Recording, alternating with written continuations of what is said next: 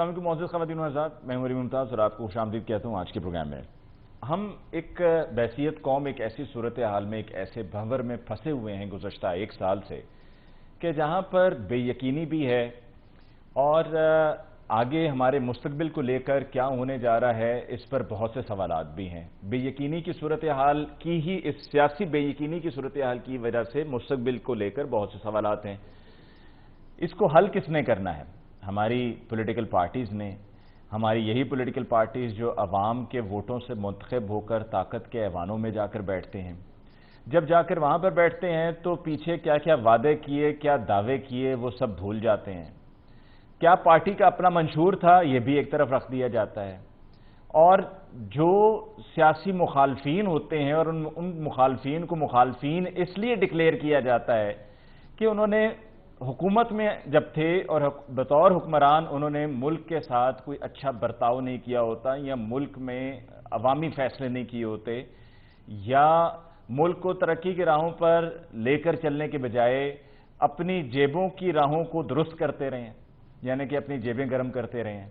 لیکن پھر حکومت میں آتے ہی وہ جب انتخابی مہم کے مرحلے میں دعوے اور نعرے لگائے گئے ہوتے ہیں، ان سب کو ایک طرف رکھ کر ساتھ میں بھی مل کر بیٹھ جاتے ہیں۔ قانون سازی، آئین سازی پارلیمان کا کام ہے اور اس کی تشریح ہماری عدالتوں کا کام ہے، سپریم کورٹ پاکستان کا کام ہے۔ پھر وہاں پر ہم دیکھتے ہیں کہ عدالتیں تشریح کرتی ہیں تو تشریح جب مرضی کی نہیں ہوتی تو کہہ دیا جاتا ہے کہ جی یہ تو اپنی جو ڈومین ہے اس میں سے نکل رہے ہیں۔ اور پھر یہ تک کہہ دیا جاتا ہے، جیسا کہ کل راجہ پرویز اشرف صاحب نے بھی کہا کہ اگر آپ نے اسی طرح سے چلنا ہے تو پھر آئین سازی بھی آپ کر لیں۔ سپریم کورٹ نے اب تک میری معلومات کے مطابق، میری سمجھ بوجھ کے مطابق آئین سازی کا کام نہیں کیا ہے، صرف آئین کی تشریح کی ہے۔ مسئلہ یہ پڑ جاتا ہے کہ جو آئین سازی کرنے والے ہیں ان کی ایک اپنی تشریح ہے، اور جب ان کی تشریح پر عمل درآمد نہیں ہوتا تو ان کو لگتا ہے کہ جی آئین سازی بھی کوئی اور کرنا شروع ہو گیا ہے۔ اب آگے کیا ہوگا؟ روز کا ایک ہی سوال، الیکشنز ہوں گے نہیں ہوں گے؟ الیکشنز ہونے ہیں تو فنڈز دیے جائیں گے نہیں دیے جائیں گے؟ سیکیورٹی فراہم کی جائے گی یا نہیں کی جائے گی؟ مذاکرات ہوں گے یا نہیں ہوں گے؟ عمران خان صاحب کے خلاف آپریشن ہوگا یا نہیں ہوگا؟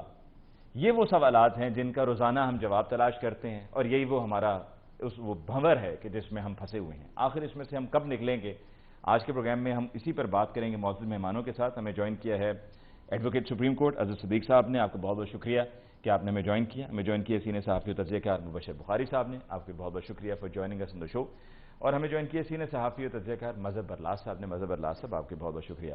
سب سے پہلے اظہر صدیق صاحب، آپ سے گفتگو کا آغاز کرتے ہیں۔ عمران خان صاحب آج بھی عدالت میں پیش ہوئے اور اس سے پہلے بھی کئی بار عدالتوں میں پیش ہو چکے ہیں، اور مذاکرات کی بھی بات ہو رہی ہے اور ساتھ ساتھ عدالتی کارروائی بھی چل رہی ہے، اور ساتھ ساتھ جو ہمارا سپریم کورٹ کا ایشو چل رہا ہے، اور وہ ایشو کیا ہے کہ جی سپریم کورٹ نے حکم دے دیا ہے، اور ہم سب کی حیرانگی کے لیے کہ سپریم کورٹ کا حکم ہے اور اس پر عمل درآمد میں پرابلم ہو رہی ہے، اور عمل درآمد کرنے والے عمل درآمد کرنے سے گریزاں ہیں، ٹال مٹول کر رہے ہیں۔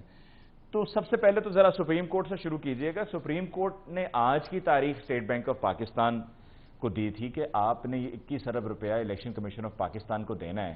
ان کی طرف سے جواب آیا کہ جی وہ مختص ہو گیا ہے، لیکن اس کی جو ایشوئنس ہے اس کے لیے ہم نے یہ معاملہ بھیج دیا ہے قائمہ کمیٹی کو۔ قائمہ کمیٹی کہتی ہے جی جائے گا معاملہ قومی اسمبلی میں، اور قومی اسمبلی کہے گی کہ جی ہم نے تو پہلے ہی جواب دے دیا، یعنی کہ ہم نہ ہی سمجھیں۔ اظہر صدیق صاحب۔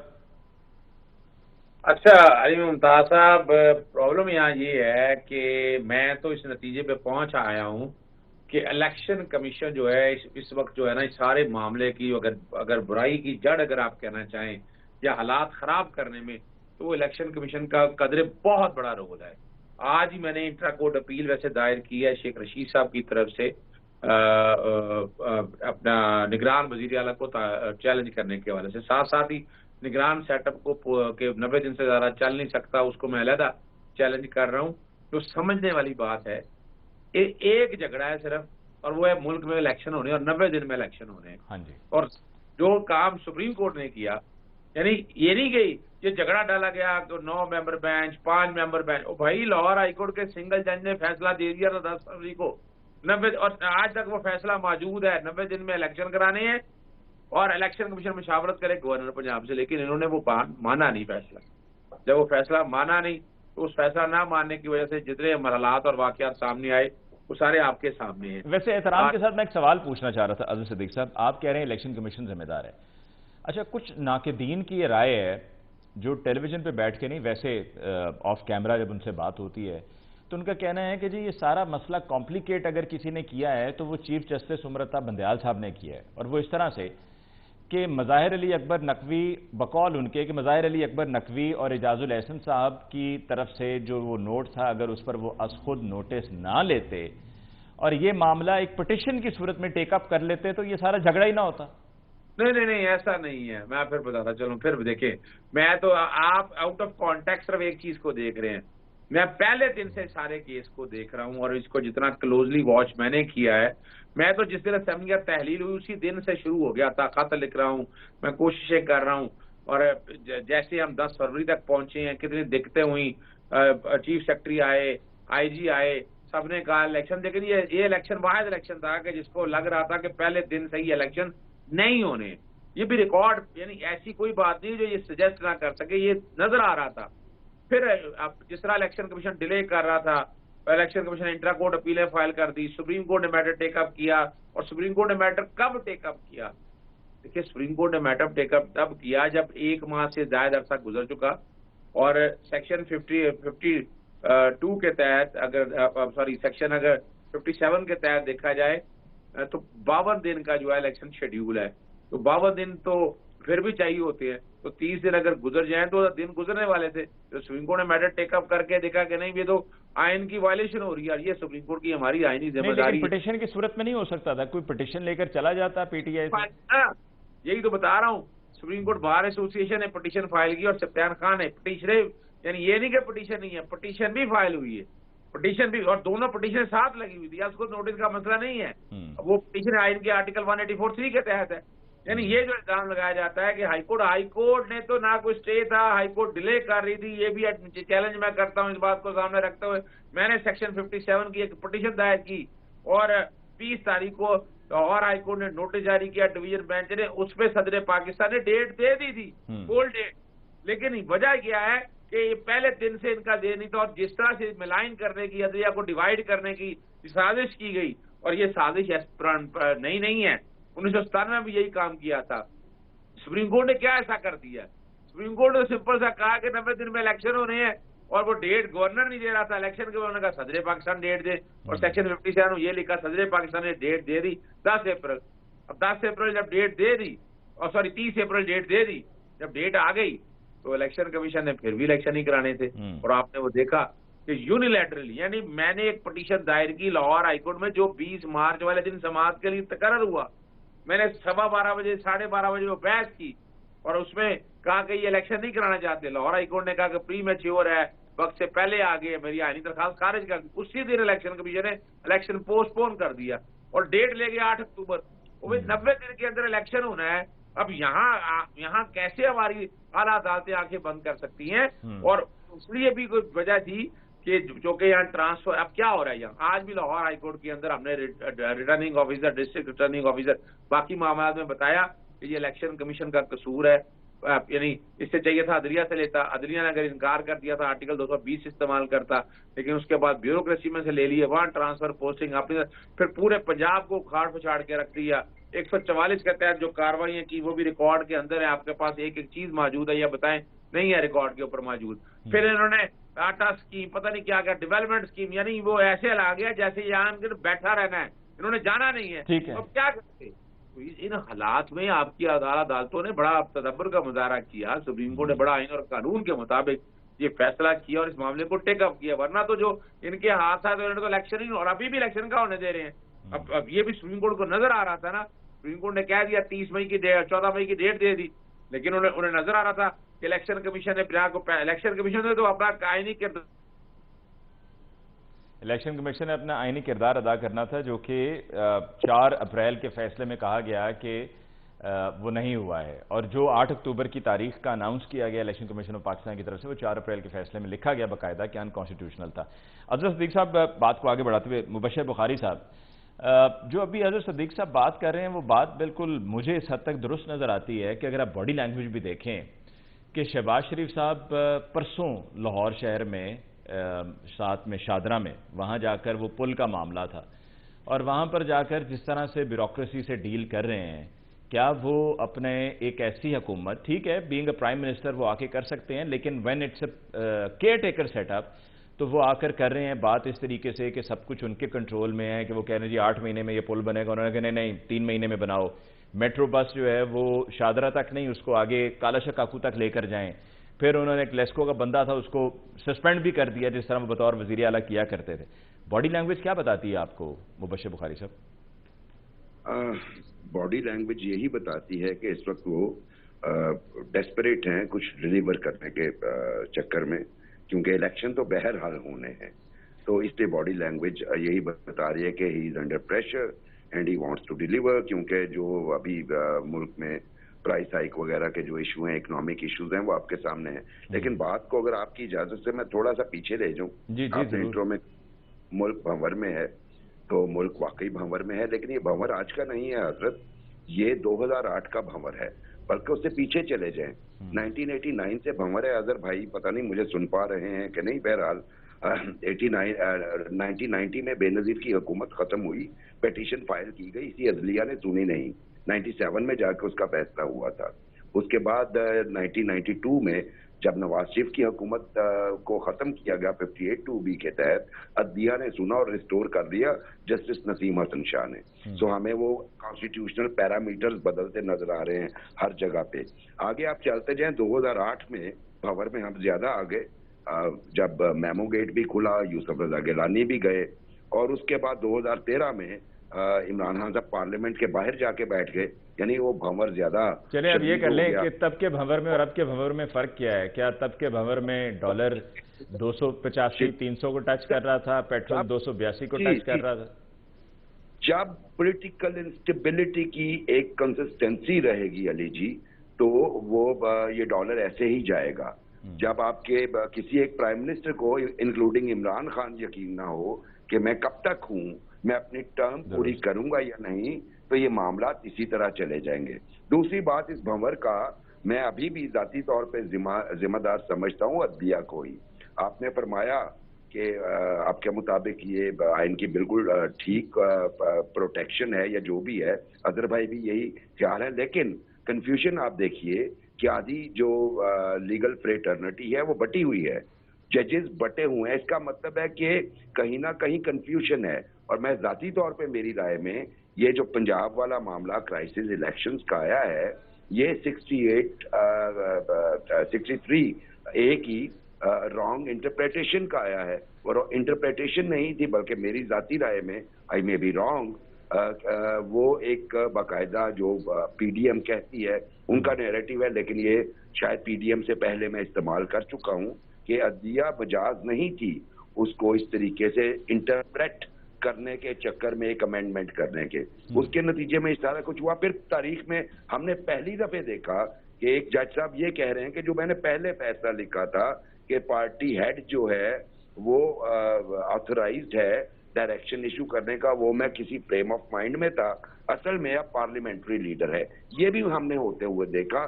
तो मेरी जाती राय में हम एक कंफ्यूज्ड नेशन है इस वक्त, बिल्कुल सबसे बड़ा प्रॉब्लम हमारा यही है। तो फिर बताएं ना मुबश्शिर साहब, इस कंफ्यूज नेशन की कंफ्यूजन कैसे कम होगी, कंफ्यूजन कैसे दूर होगी? अच्छा, जो दोस्त ये समझते हैं कि फिल वक्त इलेक्शन हो जाए और कंफ्यूजन दूर हो जाएगी, मेरे जाती राय में इलेक्शन 90 डेज वाला तो बेंचमार्क आप क्रॉस कर गए हैं। अच्छा, उसका जिम्मेदार कोई भी हो, हुकूमत हो, इलेक्शन कमीशन हो, या अदलिया हो, या पॉलिटिशियंस हो, जो भी, एक तो आपने बेंचमार्क क्रॉस कर दिया। मेरे ख्याल में इस वक्त एक पॉलिटिकल कंसेंसस की जरूरत है जिसमें तमाम स्टेक होल्डर्स को किया जाए, इस पे एक नया कॉविनेंट की जरूरत है, और उन मुज़ाकरात में जुडिशरी को भी शामिल होना चाहिए। शायद मैं पहली दफे मैं ये बात कर रहा हूँ कि शामिल होना चाहिए। जब वो इतना फ्रंट फुट पे आके खेलते हैं, जब वो एग्जीक्यूटिव का रोल प्ले कर रहे हैं, जुडिशरी का रोल प्ले कर रहे हैं, जुडिशरी के साथ एस्टैब्लिशमेंट भी आप समझते हैं कि उनको भी होना चाहिए?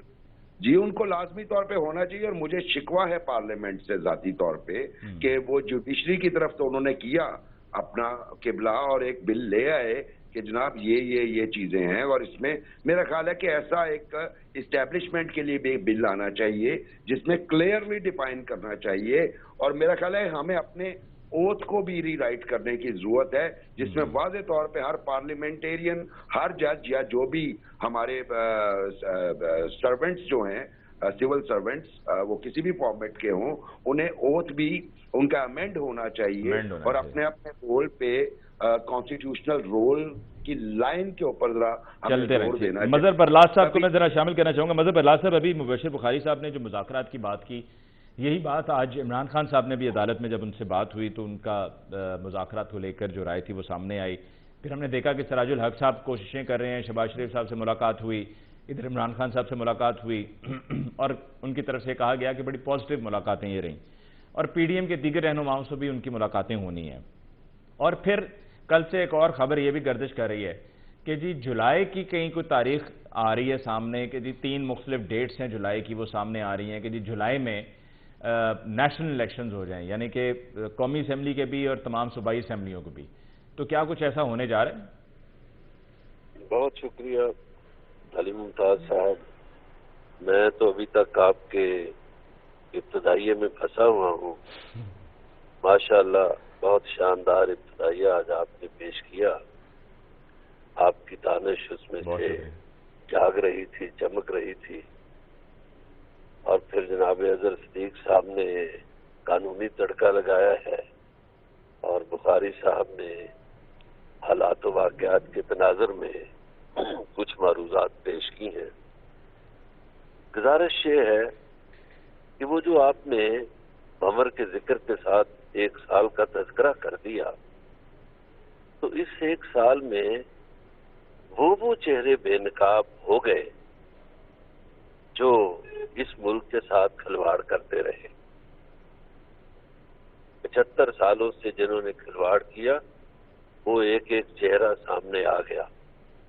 جو کسر رہ گئی تھی وہ آپ آزاد کشمیر میں دیکھ رہے ہیں، اور جو کسر اور رہ جائے گی وہ آپ گلگت بلتستان میں دیکھیں گے، اور اس کے بعد پھر چیئرمین سینٹ کو دیکھیں گے۔ یہ میں 2 خبریں بھی آپ کو دے رہا ہوں کہ وزیر اعلیٰ گلگت بلتستان بھی چینج کرنے کا ارادہ ہے، اور چیئرمین سینٹ بھی۔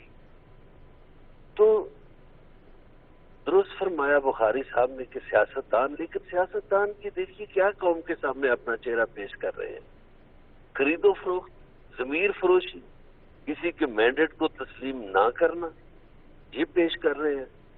اب آ جائیے ججز کی طرف۔ دیکھیے ججز کی، میں تو اس تعیناتیوں کے خلاف ہوں کہ آپ نے کلرک بھرتی کرنا ہوتا ہے، اس کا آپ ٹیسٹ لیتے ہیں، انٹرویو لیتے ہیں۔ یہ آپ نے عجیب ڈرامہ رچا رکھا ہے کئی سالوں سے کہ آپ کیا کرتے ہیں، پک اینڈ چوز، مخصوص چیمبر سے سیاسی پارٹیاں چنتی ہیں ججز۔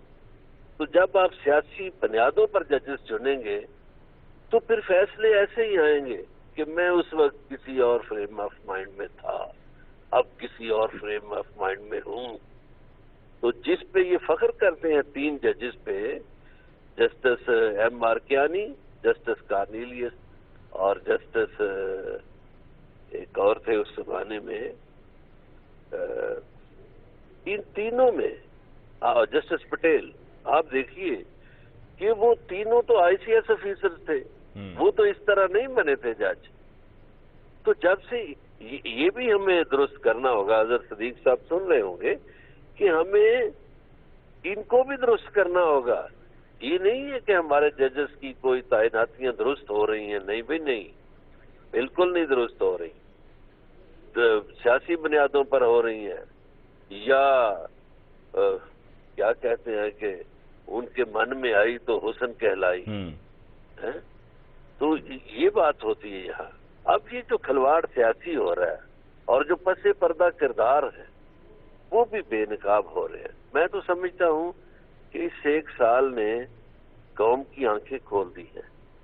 اس 1 سال نے امتحان تو آئے، لیکن اس میں پھر مجھے داغ یاد آ جاتے ہیں کہ راہ رو راہ محبت کا خدا حافظ ہے، اس میں 2-4 بہت سخت مقامات ہیں۔ تو قوم کو نظر آ گیا ہے کہ کون اب یہ کون نہیں الیکشن ہونے دے رہا، کون سے وہ چہرے ہیں، کون الیکشن کمشنر کو مجبور کرتا ہے۔ اچھا، اب آپ یہ نہیں کہیں گے مظہر اللہ صاحب وہ کون ہے، اب آپ کہیں گے وہ کون سے چہرے ہیں۔ وہ کون سے چہرے ہیں، اور میں ایک اور چیز بتاتا جاؤں، میرے علم میں، میری معلومات کے مطابق گورنر اسٹیٹ بینک اور وزیر اعظم پاکستان پر توہین عدالت لگنے والی ہے۔ اوکے، یہاں یہ دونوں مرتکب ہوں گے اور ان پہ توہین عدالت ہوگی۔ یہ جولائی والی بات کچھ اس میں ہے حقیقت کہ جولائی میں نیشنل الیکشنز کے اوپر کوئی تھوڑا بہت معاملہ آگے بڑھا ہے؟ دیکھیے، یہ آصف علی زرداری کی ایک خواہش ہے کہ الیکشن ایک دن ہوں، مئی میں ہو جائیں، جون میں ہو جائیں، جولائی میں ہو جائیں، وہ الیکشن سے نہیں بھاگتے۔ ان کی خواہش ہے ایک دن میں ہوں، اور اس خواہش کے پس پردہ بھی ایک کہانی ہے۔ وہ کہانی یہ ہے، وہ کہتے ہیں عمران خان صاحب پنجاب اور خیبر پختونخوا میں انگیج رہے، اور سندھ میں اگر جلسے کریں بھی تو حیدرآباد، کراچی اور سکھر میں ایک جلسہ کر لیں۔ اگر عمران خان صاحب پنجاب اور خیبر پختونخوا سے فارغ ہو گئے، الیکشن پہلے ہو گئے، تو پھر یہ آ کر بندہ سندھ میں بیٹھ جائے گا تو میرے ہاتھ سے تو وہ آخری پتہ بھی چھین لے گا۔ اب تو ان کی جو دوسری پارٹی ہے، آصف علی زرداری کی اتحادی پارٹی، اس کے پاس تو پنجاب تھا، وہ صاف ہو گیا ہے۔ اور میں سمجھتا ہوں کہ آصف علی زرداری نے اس تمام سال میں اپنے پرانے دشمنوں سے بہت چن کے بدلہ لیا ہے، ان کی بدنامی بھی کرائی، انہیں سیاسی طور پر فارغ بھی کرا دیا۔ ہو سکتا ہے کہ وہ ان سے بائیکاٹ بھی کروا دے الیکشن کا۔ اچھا، ہاں، وہی تو ان کو ابھی بیٹھنے نہیں دے رہے، ورنہ شہباز شریف صاحب تو عدالت سے ڈرے ہوئے ہیں الیکشن سے بائیکاٹ۔ مبشر بخاری صاحب، آپ اس میں کچھ ایڈ کرنا چاہ رہے تھے؟ جی، 2 اطلاعات ہیں میری۔ ایک یہ کہ فیڈرل کابینہ نے جو ہے اپروو کر دیا ہے فنڈ، لیکن آگے جو پولیٹیکل موو ہے وہ یہ ہے کہ وہ پارلیمنٹ کو بھجوا دیا۔ اس کے بعد اب اس میں وہ جو آپ کو خطرہ محسوس ہو رہا تھا نا پرائم منسٹر کے خلاف جو کنٹیمپٹ لگ سکتی ہے، وہ پارلیمنٹ والا معاملہ جو ہے کہ اب ہم نے تو کر دیا تھا، پارلیمنٹ اگر پارلیمنٹ اسے ایکسیپٹ نہیں کرتی، اپروو نہیں کرتی، تو پارلیمنٹ پہ ملبہ گر جائے گا، تو پھر کورٹ کو پوری ان لوگوں کو جنہوں نے ووٹنگ کی، اس لیے آپ کو یاد ہوگا بابر اعوان صاحب نے آر ٹی آئی کی ایک ریکویسٹ راجہ پرویز اشرف کو فائل کی تھی، اور اب میرا خیال ہے ایک اور فائل کریں گے کہ اگر یہ اپروو نہیں ہوتا۔ ایک بات تو یہ، دوسری جو جولائی والی بات آپ نے کی ہے بالکل ایسا ہی ہے، اور سراج الحق صاحب نے عمران خان صاحب سے جو ملاقات میں جو گفتگو ان کی ہوئی ہے، اور ہمارے کچھ ذرائع جو بتاتے ہیں وہ یہی بتاتے ہیں کہ وہی والی بات کہ نہ آپ کی نہ ان کی درمیان مڈ وے کوئی اختیار کریں، اور اس پہ آپ دیکھ اے پی سی بھی وہ کال کر رہے ہیں جس میں پی ٹی آئی شریک ہوگی۔ تو ذاتی خیال ہے میرا کہ یہ جولائی والی معاملات جو ہیں اس پہ آ جائیں گے، کیونکہ اس مقام پہ اگر آپ یہ کر لیں کہ جی ٹھیک ہے اب وہ توڑ دیں حکومت، تو یہ پاسبل نہیں ہوگا، یہ بالکل پاسبل نہیں ہوگا فیڈرل گورنمنٹ کو توڑنے کے لیے۔ اور دوسری بات یہ ہے کہ اگر پنجاب میں ہو جاتے ہیں تو وہ آپ کا پورا ایکویلیبریم خراب ہو جائے گا فیوچر میں بھی، یہ ہمیں بھی سمجھ آتی ہے، اور پھر وہ پری پول ریگنگ۔ میں اس پر اظہر صدیق صاحب کی بھی انپٹ لینا چاہ رہا تھا، لیکن اس سے پہلے کوئک بریک لے لیجیے، بریک کے بعد فوراً واپس آتے ہیں تو اظہر صدیق صاحب سے اس پر ان کی انپٹ لیتے ہیں کہ اب یہ معاملہ اب آگے کیسے بڑھے گا۔ مظہر برلاس صاحب کا تو کہنا ہے کہ جی گورنر اسٹیٹ بینک بھی اور شہباز شریف صاحب بھی دونوں نااہل ہونے جا رہے ہیں، اور ٹیکنیکلی ہم پھر کہاں پر کھڑے ہیں کہ جب پارلیمنٹ نے انکار کر دیا، قائمہ کمیٹی نے آگے معاملہ چلا دیا، تو کیا یہ جو ٹیکنیکلی اس کو معاملے کو لے کر چلی ہے گورنمنٹ، اس میں کیا کہیں کوئی بچاؤ کا رستہ ہے پرائم منسٹر صاحب کے لیے یا نہیں؟ اس پہ بات ہوگی ایک بریک کے بعد۔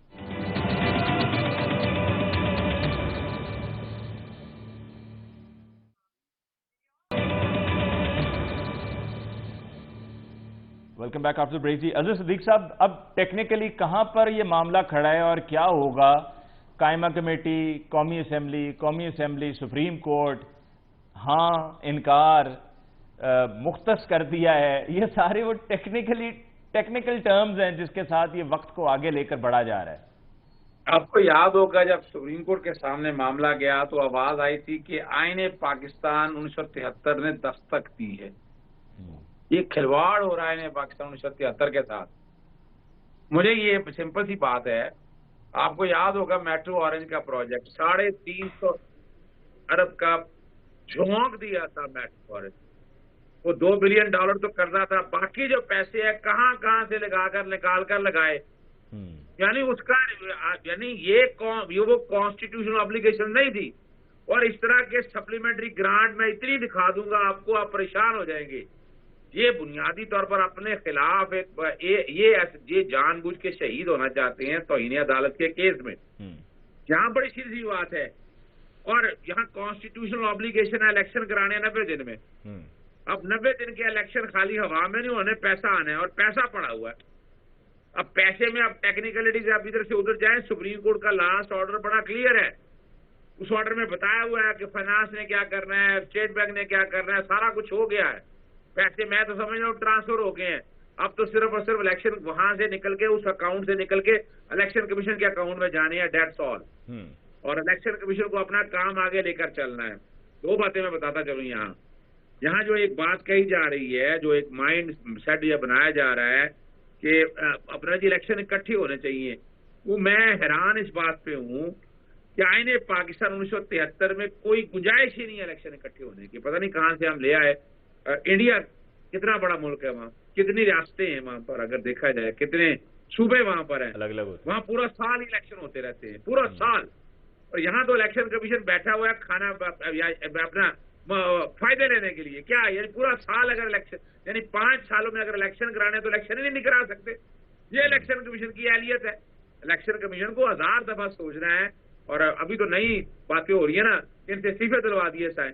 یعنی اس ملک میں سٹیٹس کو جو ہے وہ ٹوٹنے نہیں دیا جا رہا یہاں۔ اور میں آپ کے سامنے آئین کا آرٹیکل 224 پڑھ لیں، ایسا چلے میں ایک آسان کر دیتا ہوں۔ یہ شروع میں آرگومنٹ لیا تھا لاہور ہائی کورٹ میں، الیکشن کمیشن نے بھی کہا تھا اور گورنر نے بھی کہا تھا، انہوں نے سنگل پول کی بات کی تھی۔ وہ section 69 of the election act ہے، وہ سنگل پول کی بات کرتا ہے آف اسمبلی۔ اسمبلی مین نیشنل اسمبلی اور پروونشل اسمبلی، یعنی نیشنل اسمبلی کے الیکشن جو ہے وہ سنگل پول سے، یعنی یہ نہیں کچھ حلقوں میں آج ہو جائیں کل ہو جائیں، یہ نہیں انہوں نے منع کیا ہے۔ اور اسی طرح صوبائی اسمبلیوں کے حوالے سے یہ کہیں نے لکھا ہے، اکٹھے لکھے ہیں، اور اکٹھے کیسے ہو سکتے ہیں؟ صوبائی خود مختاری کہاں گئی؟ صوبائی بھائی صوبوں کا وفاق سے کیا تعلق؟ آپ اپنے طور پر بیٹھ کر الیکشن کرائیں گے، وہ الیکشن ہوتے رہیں گے۔ مثال کے طور پر چلیں فرض کریں یا 6 مہینوں کا فرق پڑ جاتا ہے یا 3 مہینوں کا فرق پڑ جاتا ہے، اسے الیکٹورل کالج کہاں سے متاثر ہوا؟ ٹھیک ہے، صدر پاکستان کا جو ووٹ پڑھنے ہیں وہ ووٹ پڑھنے اس کے مطابق نہیں ہے، اسمبلی آنے کے مطابق، بات ختم ہو گئی۔ یہاں کیا ہے، یہاں پہلے یعنی اب ایک اور بہانہ بنایا جاتا ہے، جناب پنجاب میں کے پی میں کیوں؟ کے پی میں تمہارا گورنر نالائق آدمی نکلا ہے، اس گورنر نے تاریخ نہیں آج تک دی ہے، اور گورنر یعنی یہ دور بھی آ گیا ہے کہ کوئی چپڑاسی بھی گورنر بن سکتا ہے۔ لیکن اگر گورنر نے حضرت صدیق صاحب تاریخ نہیں دی ہے اور اس معاملے کو لٹکایا ہوا ہے تو مزے سے اطمینان سے وہ بیٹھے ہوئے ہیں، کوئی کارروائی نہیں ان کے خلاف، ان کی صحت پہ کوئی فرق نہیں پڑ رہا۔ دیکھیں علی ممتاز صاحب، بات یہی تکلیف ہے۔ میں تو پہلے دن سے مختلف باتوں میں، جب پرویز لائی نے اسمبلی تحلیل کرنے کی کے حوالے سے جب باتیں چل رہی تھی تو میں نے اس وقت یہ بات کہی تھی، اور کو یاد ہوگا میں اس وقت سے کہہ رہا ہوں آرٹیکل 4 اور 5 گورنر توڑ رہا ہے، گورنر حلف بھی توڑا ہے، یہاں بھی آرٹیکل 4 اور 5 بھی توڑا، حلف بھی توڑا۔ یہاں تو گورنر کو، صدر پاکستان کو ہٹا دینا چاہیے، لیکن وجہ کیا ہے؟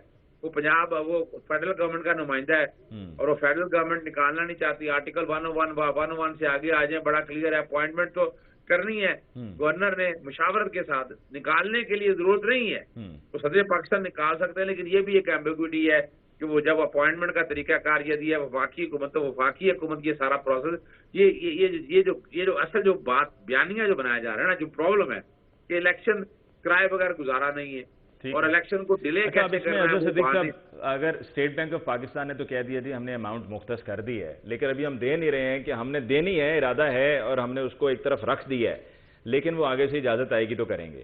اچھا وہ اجازت نہیں آتی تو اس کے بعد کیا ہوگا؟ گورنر اسٹیٹ بینک استعفیٰ دے دے گا. اچھا چلیں جی، اگر گورنر اسٹیٹ بینک بھی استعفیٰ نہیں دیتا اور یہ فنڈز بھی جاری ہو جاتے ہیں تو پھر اس کے بعد ایک اور نیا ایشو کھڑا ہو جائے گا. وہ پرنٹنگ پریس والا کہے گا جی میرے سے تو پرنٹنگ ہونی نہیں ہے، میں تو یہ نہیں کر سکتا، وہ نہیں سکتا تھا، میری مشینیں خراب ہو گئی، فلاں ہو گیا، تو یعنی کہ میں بیلٹ پیپرز پرنٹ نہیں کر سکوں گا. تو یہ کوئی نہ کوئی مسئلہ کسی نہ کسی طرح سے یہ کھڑا کیا جاتا رہے گا. تو آپ کو کیا نظر آ رہا ہے کہ اس میں اگر معاملات کو ٹائٹ کرنا ہے یا اسکرو ٹائٹ کرنا ہے تو وہ سپریم کورٹ آف پاکستان کی طرف سے نہ اہلی کی صورت میں یہ مرحلہ کب شروع ہوگا؟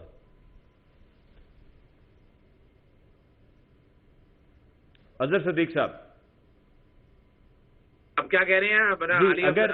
میں یہ کہہ رہا ہوں کہ اگر یہ معاملہ اب اس طرح سے نہیں بات بن پا رہی ہے اور اسکرو ٹائٹ کرنا پڑ جاتا ہے سپریم کورٹ آف پاکستان کو، اور وہ اسکرو ٹائٹ کرنے سے مراد یہ ہے کہ نہ اہلی کی طرف معاملات کو لے کر چلنا پڑتا ہے کہ جی بندے پھر ایک ایک کر کے نائل ہونا شروع ہو جائیں گے یا اپنی اپنی ملازمتوں سے فارغ ہونا شروع ہو جائیں گے تو شاید اس چیز کو ٹھیک کیا جا سکے. تو یہ کب شروع ہوگا؟ کیا ابھی آپ کو فوری طور پر؟ دیکھیں میں کل سے دیکھ رہا ہوں اور مجھے آج بھی یقین ہے کہ اسٹیٹ بینک جو ہے نا وہ کام یہ نہیں کرے گا، ورنہ پھر کنٹیمپٹ میں اسٹیٹ بینک والے بھی گورنر جائیں گے گھر اپنے. اسی طرح سیکٹری فائنانس جو لوگ جو سارے معاملے میں دیکھ رہے ہیں وہ سارے گھر جائیں گے. دیکھیں جہاں تک سیاسی لوگوں کی بات ہے، سیاسی لوگوں کا معاملہ ہے بعد میں. پہلے تو یہ ایگزیکٹو کا ذمہ ڈیوٹی ہے، کیونکہ اب الیکشن کا جو کام کرانا تھا الیکشن کمیشن کا تھا، الیکشن کمیشن تو الیکشن کرانے میں انٹرسٹڈ ہی نہیں لگ رہا. اور اس وقت لوازمت کیا ہے، پیسہ آنا ہے، ورک فورس آنی ہے، وہ تو ساری واضح طور پر آ جائے گی. آج نہیں دے رہے وہ نا، یعنی آپ یوں دیکھیں نا تو پھر کیا ہے. اب اگر وہ پیسے نہیں ملتے، پیسے ٹرانسفر نہیں ہوتے تو توہین عدالت تو کمٹ ہوگی، اور توہین عدالت کمٹ ابھی وزیر اعظم یا کابینہ کی ایک طرف ہے. تو وزیر اعظم یا کابینہ پر لگ سکے گی؟ کیونکہ وہ جو ٹیکنیکلی معاملہ کابینہ نے کہا جی ہم نے تو اپروو کر دیا، اٹارنی جنرل نے جواب بھی جمع کرایا. یاد رکھیے گا یہاں لاکھوں افراد بھی آ جائیں اور لاکھوں افراد آ کر یہ کام کرے تو لاکھوں افراد کو توہین عدالت میں سزا ہو سکتی ہے. یعنی کہ پوری تمام وہ اراکین اسمبلی جنہوں نے دستخط کیے ہیں اور اس کو بالکل جنہوں نے سپریم کورٹ کے فیصلے کو ڈس ریسپیکٹ دی، وہ علیحدہ بات ہے، فلاؤٹ کیا، جنہوں نے ہرڈل کریٹ کی اس کی ایگزیکیوشن میں، وہ سارے کے سارے جو ہیں وہ قصوروار ہوں گے اور ان سب کو پھر سزا بھگتنی پڑے گی. یہ آئین اور قانون کی منشا ہے. الیکشن کمیشن جب بنایا گیا تو 218(3) ڈالا. یہ لفظ استعمال کیا، duty of the election commission to conduct اور to organise and conduct the election honestly, fairly, justly and in accordance with law and so that corrupt practices be guarded against.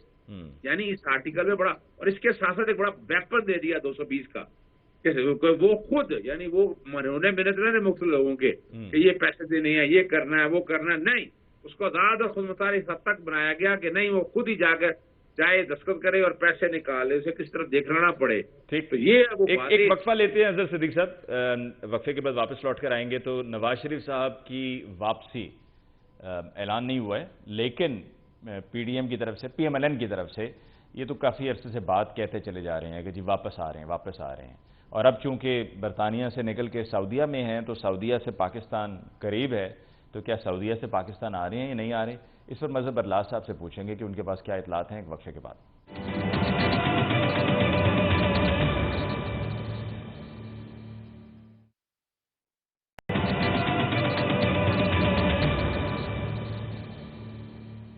Welcome back after break. جی مظہر برلاس صاحب، کبھی ہم میں تم میں قرار تھا، تمہیں یاد ہو کہ نہ یاد ہو، نواز شریف صاحب واپس کیا آ رہے ہیں؟ میں اس بات سے پہلے ایک چھوٹی سی بات عرض کرتا چلوں جو میرے دو دوستوں نے کی ہے. جی، ایک بات بخاری صاحب نے فرمائی کہ جی وہ پارلیمنٹ میں چلا گیا ہے، وہ قائمہ کمیٹی میں پتہ نہیں ہو گئی یہ بات. دیکھیے سپریم کورٹ آف پاکستان حکومت کو پوچھے گی، پارلیمنٹ حکومت نہیں ہے، قائمہ کمیٹی حکومت نہیں ہے. حکومت وہ ہے جس کی قیادت وزیر اعظم پاکستان کر رہا ہے، اور وہ سربراہ حکومت کو پوچھیں گے اور پوچھیں گے. دوسرا، پاکستان میں الگ الیکشن ہوا کرتے تھے، جو جس جانب صدیق اظہر صاحب نے بات کی نا، اظہر صدیق صاحب نے، لیکن جب 88 میں الیکشن ہوئے اور پیپلز پارٹی جیت گئی تو اسٹیبلشمنٹ کے ایک چہیتے نے اخبارات میں اشتہار دے دیے، جاگ پنجابی جاگ تیری پگ نو لگ گیا داغ. تو وہ جو 3 دن بعد الیکشن ہوئے تھے ان پر وہ اشتہارات اثر انداز ہوئے، اور وہ جو کھلونا اسٹیبلشمنٹ کا تھا وہ پھر وزیر اعلیٰ بن گیا، وہ جیت گیا. تو پاکستان میں پھر یہ سوچا گیا کہ یار یہ ایک دن کرائے جائیں، یہ تو مہم چل جاتی ہے. نواز شریف صاحب کی جہاں تک آمد کا سوال ہے، ان کے ڈاکٹر فی الحال انہیں پاکستان آنے کی اجازت نہیں دے رہے. ٹھیک ہے، وہ پاکستان نہیں آئیں گے. اچھا، وہ ڈاکٹر کون ہے؟ پتہ نہیں جی. اب ہمارے گاؤں میں ایک ڈاکٹر ہوتے تھے اور بھی، لیکن ایک فوجی ڈاکٹر بڑا مشہور تھا. اچھا، وہ کہتے فوجی ڈاکٹر سے آرام آ جاتا ہے. اچھا، تو ہمارے گاؤں کے لوگ پھر ادھر چلے جاتے تھے.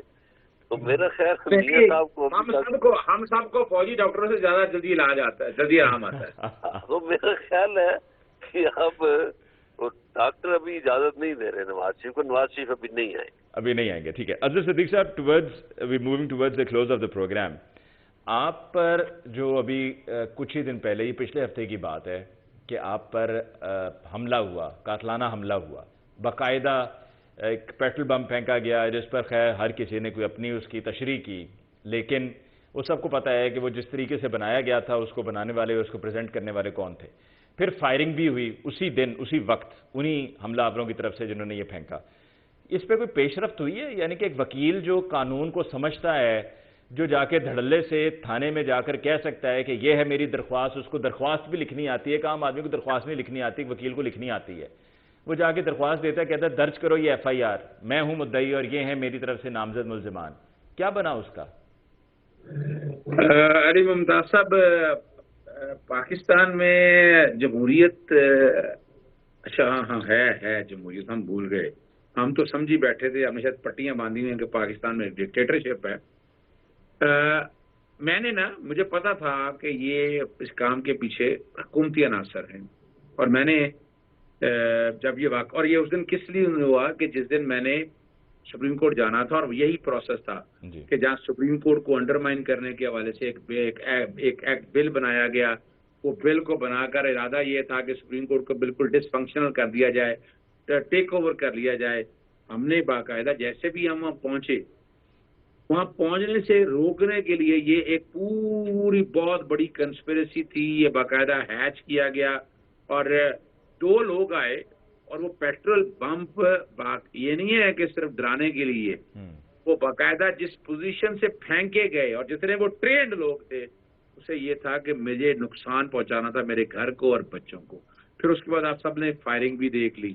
اور یہ سارا کچھ جب ہوا، پولیس کے نالج میں آیا، میں نے نام بھی دے دیے. میں نے کہا جی اس ملک کا وزیر اعظم شہباز شریف، رانا ثناء اللہ، اور نگران سیٹ اپ، نگران وزیر اعلیٰ جو ہیں وزیر اعظم کے علاوہ نگران وزیر اعلیٰ مجھ سے نقوی اس کے براہ راست، یہ وہ لوگ ہیں کہ جن کی وجہ سے یہ سارا نظام یہ ہوا. لیکن کمال کی بات سنیے گا، آپ کو پتا ہے ارشد شریف نے پرچے کی درخواست دی، ان کے خام نے پرچہ ہوا ان کی طرف سے. عمران خان صاحب نے درخواست دی، پرچہ ہوا. یہاں میرے میں بھی کیا ہوا ہے کہ میرے میں بھی پرچہ جو ہے وہ سرکار نے دے دیا. کوئی سرکار کہاں سے آ گئی؟ 15 پہ کال میں نے چلائی، ایک چیز میں نے ایویڈنس ساری میں نے وہاں ان کے پولیس کے حوالے کی. مدعی میں نے سپریم کورٹ سے آ کے واپسی کے ہوگا، میں نے کہا جی وہ باقاعدہ وہ درخواست بنا کے تو میں دے گیا تھا اپنے ایسوسیٹس کو کہ بیٹھ کر وہ فائل کروا دے. لیکن اس ملک میں جو نظر آ رہا ہے، اور یہ سوچنا پڑے گا کہ کیا اپنے حق اور سچ کے لیے کیا ایک آدمی وکالت نہ کرے؟ کیا میں وکالت چھوڑ دوں؟ مجھے کہا گیا ہے، مجھے ڈائریکٹلی کہ عمران خان صاحب کو چھوڑ دو. بھی کیوں چھوڑ دوں؟ اس کو بھی کیوں چھوڑ دوں؟ میرا ان سے کوئی کلائنٹ میں کوئی پیسے تو نہیں لے رہا ان سے، یا تو میں بڑی ڈھیروں فیسیں لے رہا ہوں. میرا ایک تعلق ہے، اور میں اس تعلق کو سامنا، اور میں سمجھتا ہوں کہ اس وقت اس ملک کی نجات میں عمران خان صاحب کا بڑا ہاتھ ہے. اگر عمران خان صاحب آ جائیں گے تو یہ ملک اگلی سمت کی طرف چل جائے گا، ورنہ تو آپریشن رجیم چینج کے نتیجے میں ملک 15 سے 20 سال پیچھے پھینک دیا گیا. اس کی اب ریوائول وہاں تک کیسی ہوگی، اور یہ ایک بڑا مشکل سوال ہے. لیکن یاد رکھیے گا، ہم سب کھڑے ہیں، ہم ملک بچانے نکلے ہیں. آؤ ہمارے ساتھ چلو، اس ملک کی خاطر हम लोग हर कुर्बानी देने के लिए तैयार बैठे हुए हैं, और हमें किस हिम्मत पे जाना पड़े, यानी किसी भी लम्हे किसी जगह भी जाना पड़े, हम पीछे नहीं हटेंगे। बहुत बहुत शुक्रिया आपका अज़ीज़ सदीक़ साहब, और अल्लाह ताला आपको अपने हिफ्ज़ व अमान में रखे। और यकीनन एक मुश्किल वक्त है, और आप की कोशिशें यकीनन आए रोज़ हम देखते हैं, हमें नज़र भी आती हैं कि जैसा कि आप कोशिश कर रहे हैं, सिर्फ इसलिए कि जो आइन है, जो कानून है, उस पर चला जाए और उस पर अमल दरामद भी हो। और ये हर पाकिस्तानी की ख्वाहिश भी है, चाहे वो कोई ही क्यों ना हो, चाहे उसका ताल्लुक किसी ही सेगमेंट ऑफ द सोसाइटी से क्यों ना हो। आपका बहुत बहुत शुक्रिया कि आपने हमें ज्वाइन किया। मुबशर बुखारी साहब, आपका बहुत बहुत शुक्रिया। मज़हर बरलास साहब, आपका बहुत बहुत शुक्रिया। नाज़रीन, इसके साथ ही मुझे अली मुमताज़ को आज के प्रोग्राम से दीजिए इजाज़त। इंशाअल्लाह आपकी खिदमत में कल फिर हाज़िर होंगे। तब तक के लिए अल्लाह निगहबान।